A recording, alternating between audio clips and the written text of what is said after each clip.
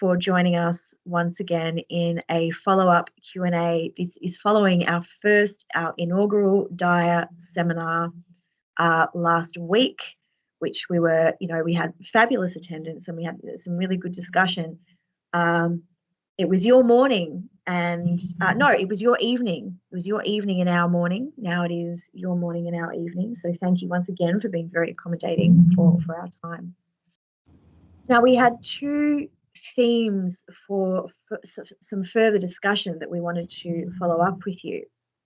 And these have, we're really happy these have come from staff. These have also come from students who seem to have taken a keen interest in some of the relationships between childhoods and wider institutional challenges in societies. So I'll start with our first question, and this is coming from a staff member. Is there anything particularly different that we as educators can do to address the key challenges that you outlined in your seminar? So I thought maybe I'd just start for our viewers by asking you to refresh on what some of those key challenges were. Well, the challenges that we're facing are the fact that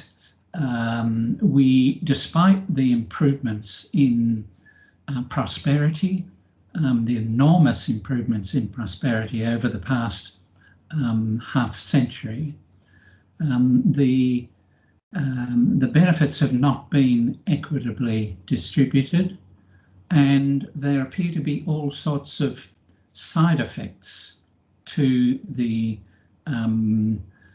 gains that we've made that are having an adverse impact on our health and well-being. So the challenge is, what do we do about that? Why is it happening? And what do we need to do about it? What is it about the contemporary conditions that we're in that are having these effects? And we've got a number of particular problems which are classified, we would call wicked problems. That is, those kinds of problems that are not easily solved through direct action, but require a whole multiple series of approaches. And so the question is, we haven't made any progress with that. So the question is, what do we need to do? How do we deal with the wicked problems that are facing us? So I'm talking about things like child abuse and family violence and entrenched poverty and so on, and including some of the wider issues like climate change itself and land degradation and so on. These are not problems that are easily solved but through a single way of acting. So those are the challenges that we're facing. I was focusing particularly on children, obviously, because that's my area. I could focus anywhere in society and have the same kinds of issues, but in the case of children, we've got kids who are arriving at school unable to benefit from what school offer. We've got lots of children with problems such as obesity and asthmas and allergies and diabetes and a whole series of health issues. And then we've got also unacceptably high levels of mental health problems. So those are the kinds of challenges we're facing with children. Mm. Yeah, it's interesting that you say we're talking about childhoods, but we could be talking about any number of things, really. And I think what your talk in our original seminar really highlighted was the intersectionality of wicked problems, and that really when we talk about child wellbeing, we're also talking about environmental justice, we're also talking about sustainability. So this was a question that came from one of my colleagues in the School of Geography, and I wonder if it's partly because as geographers we think in a certain way, we have certain sort of environmental backgrounds, particularly in our school, we're very sort of environmental sciences. And maybe this is thinking about the role of educators. Everything's so interconnected. Here we are teaching on, some very physical topics like climate change or the science, climate science. For myself, I'm more of a social scientist, and I'm teaching on health and wellbeing. Some of these themes lend a little bit more easily to discussing child wellbeing. So, maybe some of the sort of topics I teach. But as you've made it very, very clear, there's this intersectionality between environment and societies, and this has an impact on childhoods. So is there anything in that context of the challenges you've outlined there? Is there anything particularly different that we as educators can do to address some of these key challenges? And when my colleague raised this question in our seminar, you mentioned something around the need for new narratives. And I'd like to give you the opportunity to expand on this, because I think it's really important. So what do we mean by new narratives, and how can we use those as educators? Yeah, okay. Well, the notion of a narrative is, we are storytellers. We actually live our lives. We make sense of what's happening to us through narratives. And we don't always recognise that that's the case, but it is. And sometimes you need to change the narrative in order to change the thinking. Now I'm partly taking my cue here. Let me just see if I can I share something here? Let me see.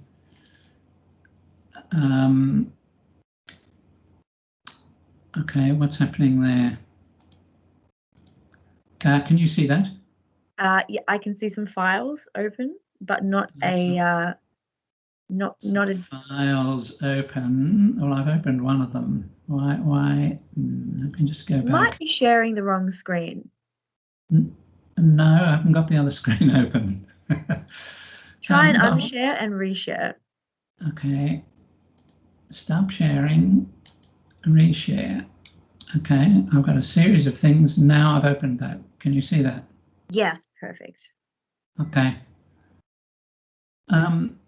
This is a TED talk from George Monbiot, who's a Guardian writer. And it's, as he's saying, a new political story that can change everything. This highlighted bit: stories are the means by which we navigate the world. They allow us to interpret complex and contradictory signals. When we want to make sense of something, the sense we seek is not scientific sense, but narrative fidelity. Does what we are hearing reflect the way that we expect humans and the world to behave? Does it hang together? Does it progress as a story would progress? And what he says is the only thing that can replace a story is another story. You cannot take away someone's story unless you give them a new one. So he goes on, and I've got other examples of this kind of approach where people have recognised that what you need is another story. And he goes on to talk about the story that we've got at the moment. That is, and he's basically talking about a political and economic story. He goes on to talk about what the current story is, and then he says, here's a new one, and gives a new story. Okay, I'm going to stop presenting that. So when I was in the talk that I gave, I was presenting a narrative, and the narrative had a structure. I'm going to share content again, and here's the narrative structure. What just happened? What's been the impact of that? What have we learned? What have we tried? How effective have we been? What needs to be done? So it's trying to say, there is another current narrative, which I didn't try to outline, but which says this is the way the world operates, and this is the kind of solutions that we need, and this is the and so therefore this is what we should do. So in the case of the The UK, for instance, the government has a narrative which says this is the way that economies work. We need to cut back on our spending, and we need to focus on jobs and make sure that businesses looked at, etc. And that then leads to certain kinds of actions such as austerity measures and so on, and those are going to have an impact on children and families, but that's just collateral damage. That's in the cause of the greater good, as it were. So the alternative narrative says, no, that's not the way that it works. That's not the a narrative is in a way a kind of theory of change. It's a model of how things work. So we need a different model for what happens with children. So going back to the question of what should you as educators do, I think you should try to locate what it is that you're teaching within a narrative that talks about, in the case that the message that we want to get across is, of course, the total interdependence of everything, the way that everything is linked together, so that you cannot harm part of the population in the interests of the greater good. You cannot harm the planet and think that it's okay because we are benefiting from that. And you cannot disadvantage certain segments of the population without harming everyone. So there's a new narrative that you need to locate your whatever subject you're talking about within that framework. This reminds me very much of the ethical dilemma, the trolley problem. Is there any situation in which harming some for the good of all is appropriate? It's the same sort of analogy of the surgeon who takes one life to save however many others. Is it ever justified? And in my mind, this is a moral ethical dilemma as much as anything else. So maybe the reframing of the narrative from what you're saying is around the idea that everything is interconnected and you cannot possibly make significant changes in one area and not expect it to have a flow on. It's not isolated. You cannot isolate the effects of austerity and hope that it will be limited in a certain way. And if we're interested in childhoods, we necessarily have to be interested in climate change. We have to be interested in everything else. It's all connected. And as an educator, as a social scientist, well, I can imagine this would be relevant for some physical scientists too. Do we teach in a vacuum our interest area, or is there an ethical onus on us to present narratives that inherently reflect and represent for our students these complex connections between these different sort of areas of society, environment, relationships? Yeah. Well, I don't think it's just an ethical thing. I think the issue is that the reason we need a new narrative and the reason why the alternative narrative is so compelling is, first of all, that it's ethical. It's the right thing to do, to regard ourselves as interdependent and to look after each other and look after the planet. But it's also empirically the right thing to do. It's actually from an economic point of view, a fundamental mistake, not only on ethical grounds, but on economic, on empirical grounds, to pursue policies that are inequitable, that disadvantage certain parts of the population and so on. This will not produce the effects that we want to produce. The theory of change is wrong. So that the narrative is partly about the theory of change and how the world works. And we need to get across a new vision of how the world works and our place in it. We need a new story. Mm. We need a new story that can cross the often inhibitive terminologies and nuances that are of individual disciplines, and we need something unifying. Mm. I think that's a really powerful message. Moving on to our second question, which is in some ways very related, and this is coming from our student body. So maybe representing some of the thinking of younger people entering an institution and recognising the many challenges that we face.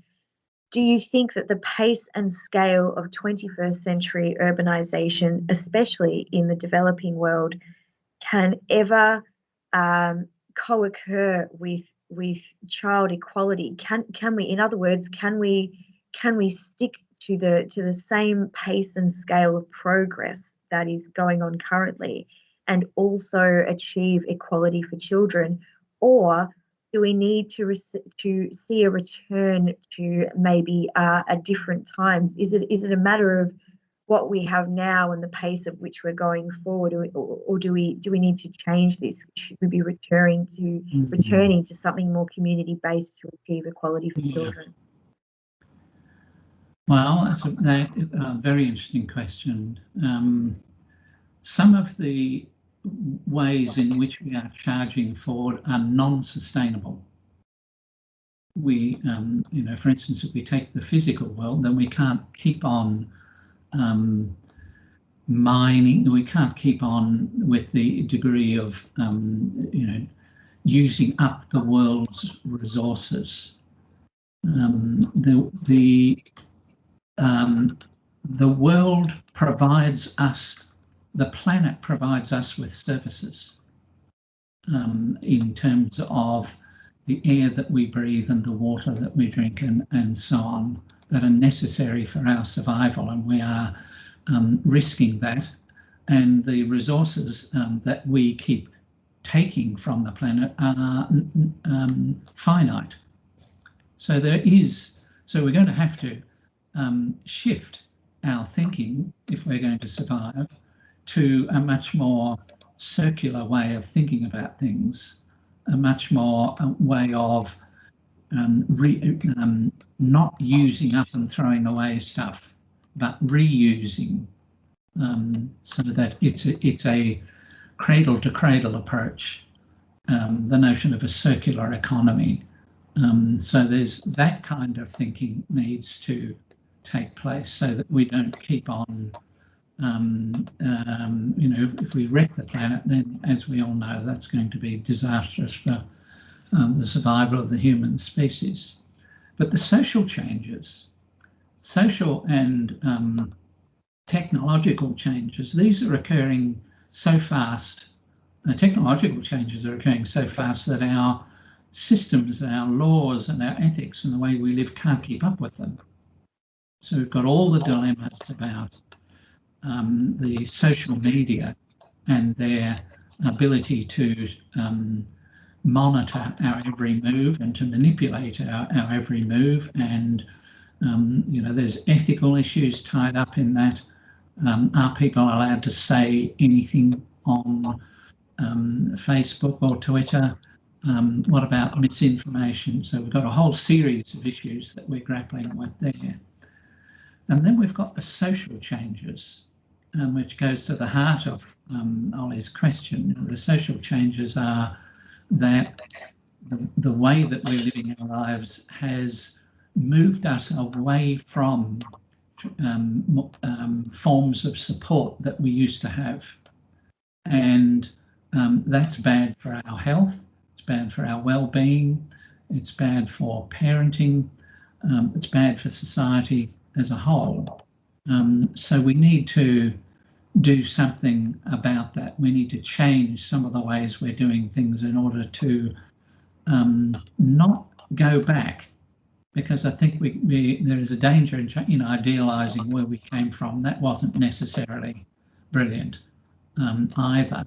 But we've got to understand that we are inherently social creatures, and that all our relationships primarily need to be designed around our needs to be connected, to belong and be supported. And we need to rethink the way that we are running our, the way we are employed, the way that we are housed, the way that we support one another, in order to ensure that we've got those networks in place, because they are necessary for our personal well-being. We've got far too much loneliness in our society, and now that doesn't, so what can we do? Well, let me give you one example of in the early childhood space. In young families are not, at least in Australia, are not necessarily well connected with their own areas in which they grew up in. They may have had to move in order to find affordable accommodation. They may not have support networks around them. They may live in suburbs which are kind of dormitory suburbs because everyone drives to work and there's no one around in the day. And they may live in areas where there are not secure or easily accessible services. And the more disadvantaged and so on they are, then the more likely this is the case. So what should we do about that? So the question that I would ask of families with young kids is, where in your community do you go on a regular basis where you and your kid both look forward to going, where you meet other families and other kids? And the answer to that in an Australian context is many people says there isn't anywhere. So they go to shopping malls. They go to places where there are pokies and things like that. So what can we do to create something like that? Well, in the UK, you have had anyway. We talked about this a bit in the. You had Sure Start centres, children's centres, which can function both as a social hub and as a service hub, a place where you can access services. Now, sadly, the amount of funding for that has been drastically cut through austerity measures, and I think you need to put it back, because the Sure Start centres can be thought of as the place where you go, where you connect with other people. So this is not recreating, going back to an old previous way of doing things. This is a way of doing things that is more in keeping with our contemporary lifestyle, because part of the problem with young kids is that families don't have access to services and they don't have social support. So you've got to think about those two things. You have to think about the social support and networks, which is in fact as important, or if not more important than services, and their access to services. So thinking of a community-based place that can provide both of those things, and most importantly is co-designed with the people who use it, then that looks to us like a way to go forward. So that's what we're now exploring in Australia. So it's not a matter of do we need to go back to something, but there might be some core values from the time which we might go back to, the community values. But it's not going back, it's going forward towards trying to reimagine those values in contemporary spaces. And And a really important message here seems to be that the funding is needed to do that, and that there needs to be a shared understanding of that value in societies. Okay. Well, they are some very interesting reflections that I'm sure you have given our members a lot to think about. In summary, then, as educators, while I'm reflecting here, I'm an educator, we need new narratives. As societies, we need new spaces, and those spaces need to be co-designed. They need to be negotiated with the people they're designed for, with families and children, and all of these changes, these narratives and these developments need to occur thoughtfully in the context of the changing world that we live within. The society environment interactions are as important as the efforts we are making to try and achieve equality for our children. Yep. Well, easy peasy. We've got this. I'm on it. Give me 10 minutes. I'm going to draft a plan, solve the problem. Thank you so much, Dr. Moore, for your time this morning and for that fantastic follow-up discussion. I'm gonna stop the recording and say good morning and enjoy the rest of your day. Thank you.